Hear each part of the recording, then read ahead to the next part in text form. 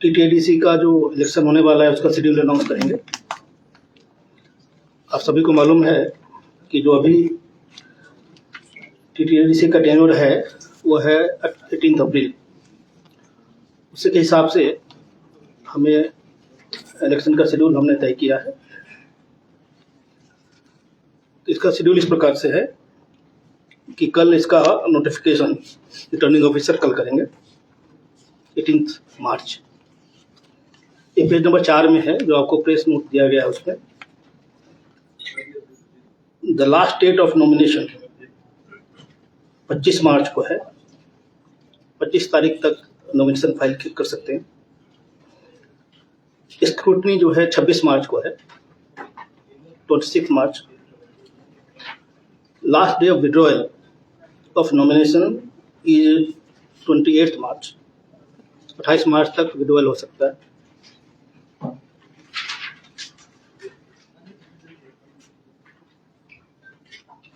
TTDC का election 13 अप्रैल को होगा, 13 अप्रैल।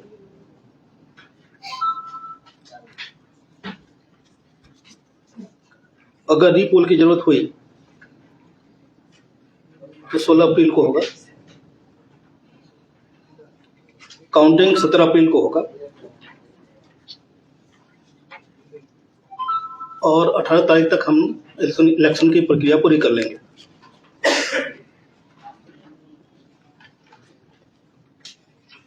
अभी से मॉडल कोड ऑफ कंडक्ट लागू हो चुका है।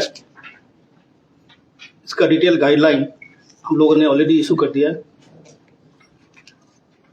हम सभी prospective candidates, political parties, government functionaries, public functionaries, government employees सभी से रिक्वेस्ट करेंगे कि मॉडल कोड ऑफ कंडक्ट को सख्ती से पालन करें। साथ ही साथ हम सभी से रिक्वेस्ट करेंगे कि इस इलेक्शन को पीसफुल, फ्री संपन्न करने में हमारी मदद करें। और मिस्टर सेन को बोलूँगा इसी को बंगाली में आपको बताएं। সবাইকে নমস্কার। আজকে রাজ্য নির্বাচন আয়োগের পক্ষ থেকে টিটিএডিসি জেনারেল ইলেকশনের নির্ঘণ্ট ঘোষণা করা হয়েছে। আপনারা সবাই জানেন যে আমাদের 28টি কনস্টিটিউয়েন্সি রয়েছে পুরো ত্রিপুরাতে টিটিএডিসি এলাকায়।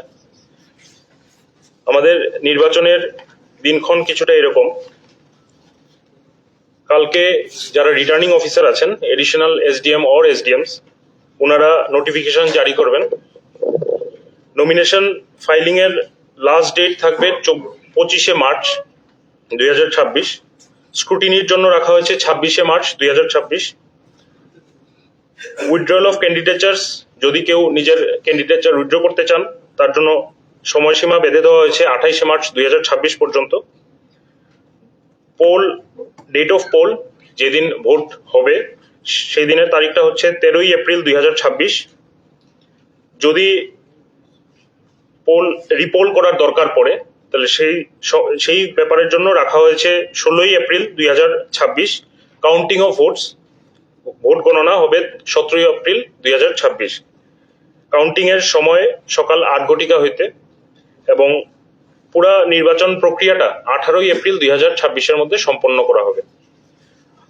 আমাদের মাননীয় ইলেকশন কমিশনার স্যারের এই ঘোষণার সাথে সাথে MCC model code of conduct লাগু হয়ে যাবে এবং আমাদের কমিশনের পক্ষ থেকে সবাইকে আহ্বান জানানো হচ্ছে যে সব রাজনৈতিক দল যাতে এই নির্বাচনটা করতে কমিশনকে সহযোগিতা করে, শান্তিপূর্ণ সুষ্ঠুভাবে যাতে সবাই নিজের গণতান্ত্রিক অধিকারটা প্রয়োগ করতে পারে সেই ব্যাপারে যাতে সর্বস্তরের মানুষের কাছে আমাদের আবেদন থাকবে সহযোগিতা করার জন্য।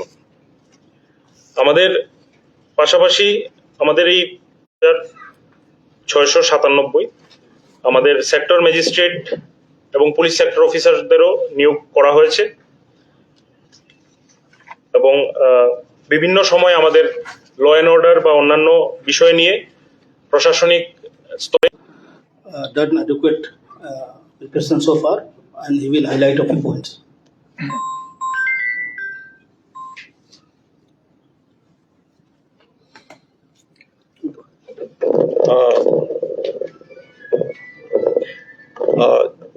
जैसा कि अभी बताया गया कि इलेक्शन 13 अप्रैल को होगा, पर अभी से हमने पूरी लॉ एंड ऑर्डर को मेंटेन करने के लिए व्यवस्था कर ली है।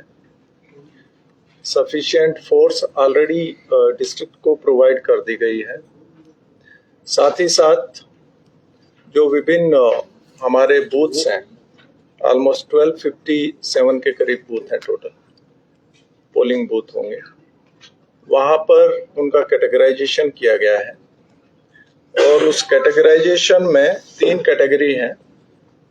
एक तो है polling stations with high criticality index, इसको ए कैटेगरी हम कह सकते हैं। दूसरा है polling stations with security threat perception, इसको बी कैटेगरी कह सकते हैं। और तीसरा है नॉर्मल, सी कैटेगरी। तो इन 3 कैटेगरीज में हमने ऑलरेडी टेंटेटिवली हमने पोलिंग बूथ्स को डिवाइड किया और अकॉर्डिंगली हाई क्रिटिकलिटी इंडेक्स वाले पर सबसे ज़्यादा फोर्स डिप्लॉय होगी और बी कैटेगरी जो है सिक्योरिटी थ्रेट परसेप्शन वाले जो पोलिंग स्टेशन है उस पर उससे थोड़ा कम और नॉर्मल में उससे थोड़ा कम। साथ ही साथ हमारी मोबाइल पेट्रोलिंग रहेगी, सेक्टर ऑफिसर्स रहेंगे, police sector officers, civil sector officers रहेंगे जो कि अपने अपने सेक्टर में रेगुलरली मूवमेंट करेंगे। In addition to this area domination के लिए फोर्स डिप्लॉयड होगी सो दैट सभी जो मतदाता हैं वो बगैर किसी फियर के अपने मतदान का उपयोग कर सकें। साथ ही साथ इस पीरियड में 13 कल से लेकर 13 तक के लिए जितने भी कैंडिडेट्स हैं रहेंगे उनको भी हम पर्सनल सिक्योरिटी भी प्रोवाइड करेंगे।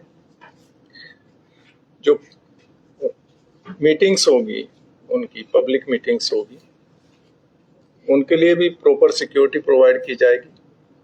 लेकिन उसके लिए जो पॉलिटिकल पार्टीज हैं या कैंडिडेट्स हैं उनको इन एडवांस पुलिस से परमिशन लेनी होगी।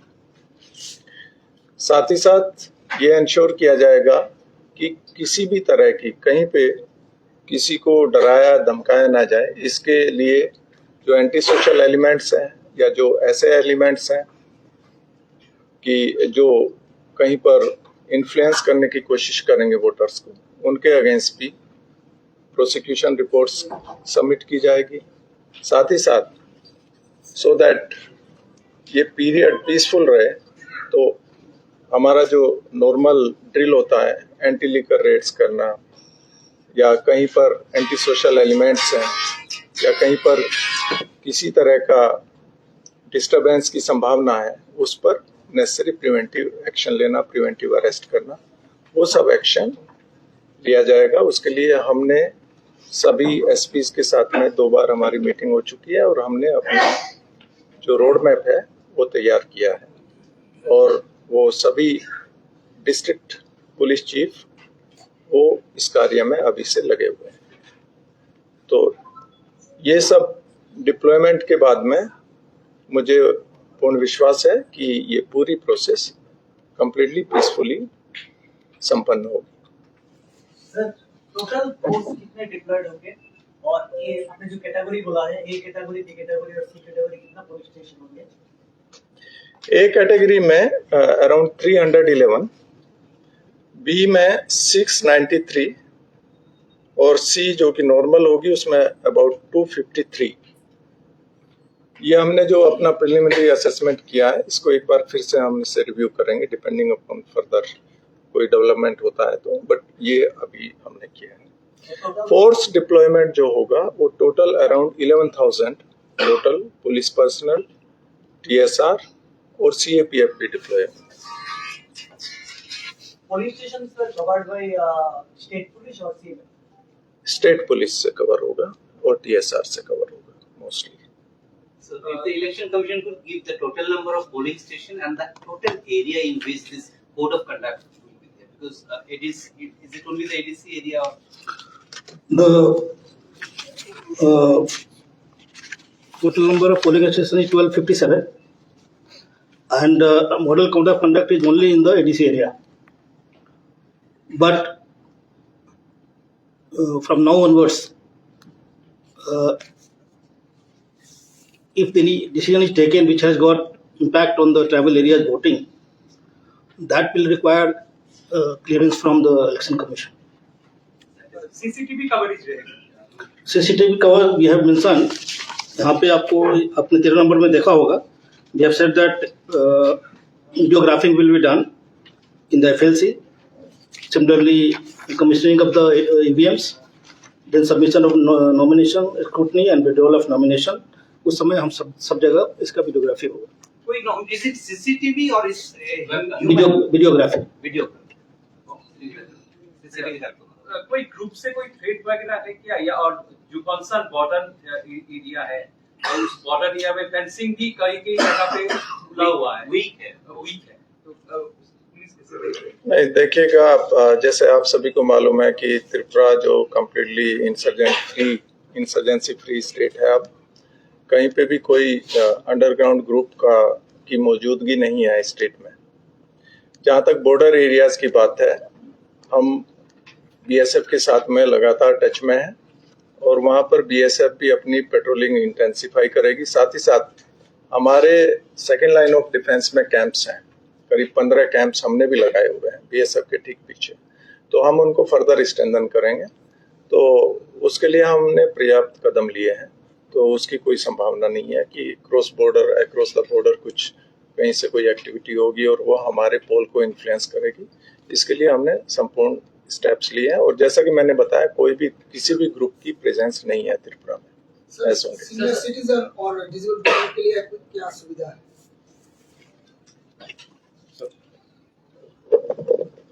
सीनियर सिटीजन्स और जो डिसेबल वोटर्स उनके लिए हम हर एक पोलिंग स्टेशन में it has been directed to all the returning officers to ensure the assured minimum facilities जो कि वोटर्स के लिए चाहिए. जैसे कि बारिश के टाइम पे अगर जरूरत पड़े तो कहीं पे शेड लगाना, रैंप नहीं है तो रैंप लगाना, that will be ensured by the concern returning officers through the AMF.